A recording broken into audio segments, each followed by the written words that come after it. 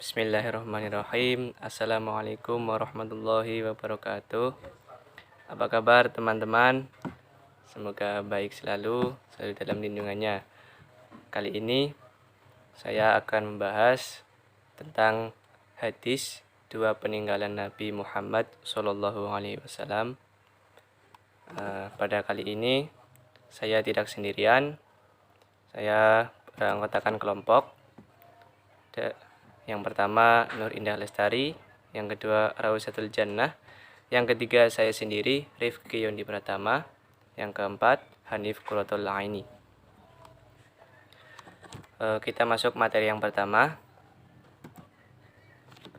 yaitu hadis riwayat Al-Bukhari nomor 7280 yang berbunyi Bismillahirrahmanirrahim.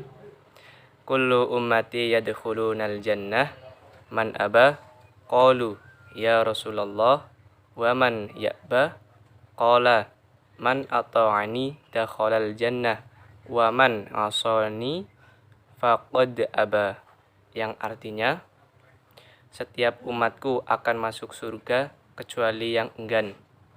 Para sahabat bertanya, wahai Rasulullah, siapakah orang yang enggan itu?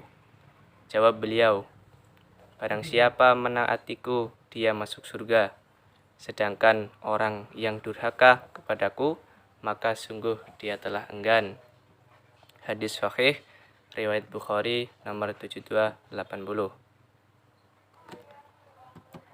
Yang kedua, hadis riwayat Al-Bukhari nomor 6482 yang berbunyi Haddatsana Abdullah ibn Yusuf Haddatsana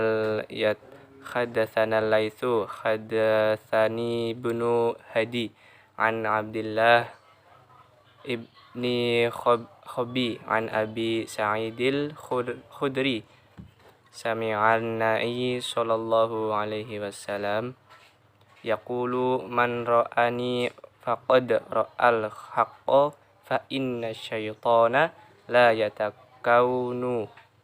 yatakaununi,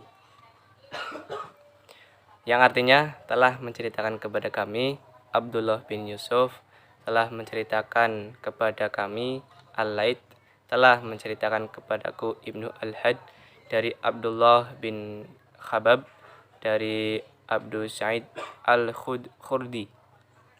Ia mendengar Nabi Shallallahu Alaihi Wasallam bersabda, barang siapa melihatku, berarti ia telah melihat yang sebenarnya, sebab setan tidak bisa menjelma sepertiku. Nah, dari hadis yang pertama, yaitu ada umat Nabi Muhammad Shallallahu Alaihi Wasallam yang enggan untuk masuk surga. Enggan di sini juga dijelaskan dari beberapa ustadz, mereka adalah orang-orang yang mendurhakai Nabi, tidak seperti contohnya tidak mematuhi perintah Nabi dan menyepelekan segala larangan-larangan. Sedangkan Nabi diajar langsung oleh Allah Subhanahu wa taala. Yang kedua, barang siapa melihat Nabi Muhammad SAW, maka sesungguhnya ia melihat beliau langsung atau bertemu dengan beliau langsung, karena setan tidak bisa menjelma seperti beliau. Misal seperti ustadz atau kiai, setan masih bisa untuk menjelma. Ya, kemudian lanjut materi selanjutnya akan disampaikan oleh Mbak Hanif Quratul Aini. 2. Peninggalan Nabi Muhammad SAW. Allah Subhanahu wa taala mengutus Rasulullah SAW untuk membimbing manusia kepada yang lurus dan memerintahkan manusia untuk menaati dan mencontoh perilaku beliau SAW. Allah Subhanahu wa taala berfirman, "Wa ma ataakum Rasulullah fahuduhu wa ma nahakum anhu fanthu wattaqullah innallaha syadidul iqab." Apa yang diberikan Rasulullah SAW kepadamu, maka terimalah dia, dan apa yang dilarangnya bagimu, maka tinggalkanlah. Dan bertakwalah kepada Allah, sesungguhnya Allah sangat keras hukumnya. Untuk itulah Rasulullah SAW juga telah menunaikan semua tugasnya, sehingga beliau SAW berpesan kepada umatnya agar berpegang dengan peninggalan beliau, yaitu berupa Al-Quran dan Sunnahnya. Dua hal ini sebagai petunjuk bagi manusia hingga hari kiamat dalam mencapai keselamatan dunia dan akhirat. Bahwasanya hadis-hadis Rasulullah SAW menjadi salah satu sumber pengambilan hukum syariat, baik dalam al-haqidah, hukum fikih, dan yang lainnya. Sunnah-sunnah Rasulullah ini menjadi sumber pedoman seorang muslim dan menggapai kebahagiaan dan keridhaan Allah Subhanahu wa taala. Sehingga dengan kedudukannya ini, maka hadis-hadis tersebut menjadi sumber dan asyariat yang kekal dan selalu terjaga kuantitatifnya. Syekh Abdullah Mushyi Al-Abad berkata, sesungguhnya sunnah Rasulullah SAW, dia bersama Al-Quran yang mulia, merupakan asas agama Islam dan menjadi sumber hukumnya. Keduanya saling berhubungan sebagaimana kaitan syahadat la ilaha illallah dengan syahadat Muhammad Rasulullah.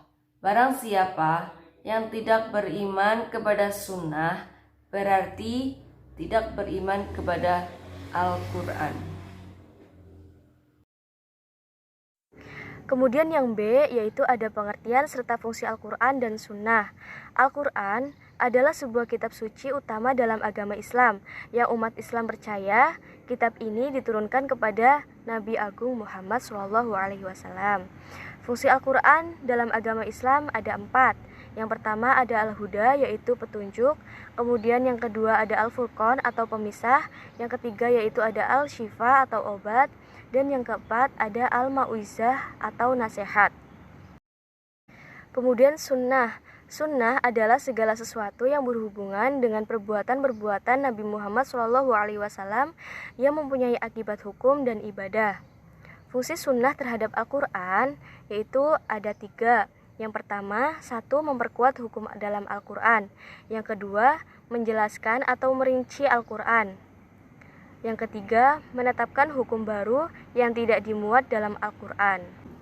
Dua hal ini sebagai petunjuk bagi manusia hingga hari kiamat dalam mencapai keselamatan dunia serta akhirat. Bahwasannya, sunnah-sunnah Rasulullah ini juga menjadi salah satu pengambilan dari hukum syariat, baik dalam hukum akidah, hukum fikih, dan hukum yang lainnya. Sunnah-sunnah Rasulullah ini menjadi sumber pedoman seorang muslim dalam menggapai keridhaan Allah Subhanahu wa taala.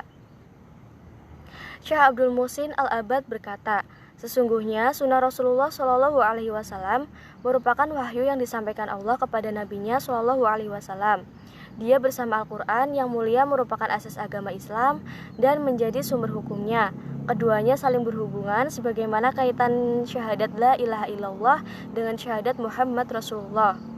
Barang siapa yang tidak beriman kepada sunnah, berarti tidak beriman kepada Al-Quran. Bismillahirrahmanirrahim. Hadis riwayat Muslim nomor 2283 yang berbunyi, Hadatsana Abdullah an Muslamah an Malikin an Ibni Shihab an A'raji an Abi Hurairah radhiyallahu anhu an Rasulullah sallallahu alaihi wasallam qala la yamna'u jarun jarhu ay ya'riza wasaba fi darihi summa yaqulu Abu Hurairah mali arakum anha maridi wallahi la armina biha baina akhnafikum. Artinya telah menceritakan kepada kami Abdullah bin Maslamah dari Malik, dari Ibnu Syihab, dari Al-A'raj, dari Abu Hurairah radhiyallahu anhu bahwa Rasulullah Shallallahu alaihi wasallam bersabda, "Janganlah seorang melarang tetangganya untuk menyandarkan kayunya di dinding rumahnya." Kemudian Abu Hurairah radhiyallahu anhu berkata, "Jangan sampai aku lihat kalian menolak ketentuan hukum ini demi Allah. Kalau sampai terjadi, aku akan lempar kayu-kayu itu menimpa samping kalian." Hadis yang kedua, hadis Daud nomor 4644 yang berbunyi, Abi Awtis Alkitabu wa misalahu ma'ahu al-ayus yusika rojulun dan an ariku yaqulu alaikum bihadzal Qur'an fama wajidtum fihi minal halali fahilu wa ma wajadtum fihi minal harami fayahramuhu. Allah la yahilu lakum lahmul himar Allah ahli wala kulladzina bin minal sabi wala laqatahu ma'ahiri illa ayyas tafniya anha sahibuha wa man nazala biqaumi fa'alaihim an yakrahu fa in lam yakrahu fa lahu an ya'niyahum bimisli tirah.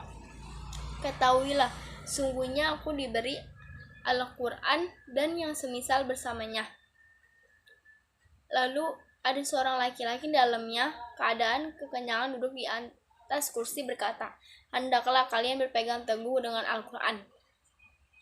Apa yang kalian dapatkan dalam Al-Quran dari perkara halal maka halalkanlah.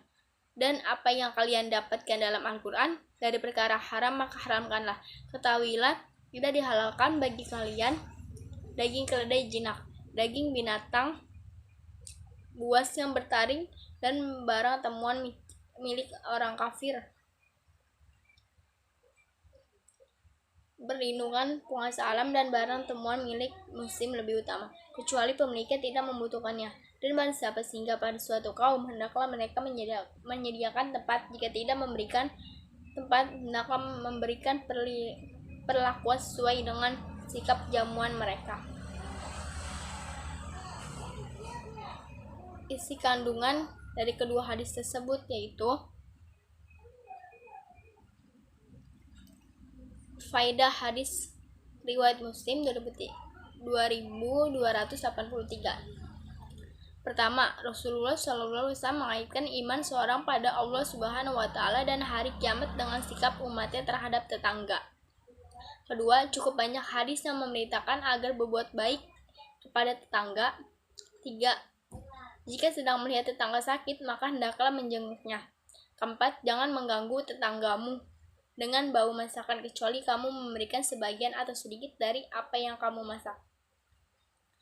Faedah dari hadis yang kedua, pertama, manusia dalam melakukan apapun sebaiknya selalu berpegang teguh terhadap Al-Quran dan Sunnah. Kedua, hendaknya manusia menjauhi perkara yang dilarang atau yang diharamkan. Ketiga, manusia diharamkan memakan daging keledai dan binatang buas bertaring, kecuali jika berada dalam kondisi yang benar-benar darurat. Keempat, setiap orang yang telah mukim atau memiliki tempat tinggal serta berkecukupan memiliki kesadaran terhadap orang-orang di sekelilingnya agar mampu diberikan tempat tinggal yang layak. Sekian, terima kasih. Sekian presentasi dari kami. Semoga bermanfaat untuk teman-teman semua. Kurang lebihnya mohon maaf. Wassalamualaikum warahmatullahi wabarakatuh.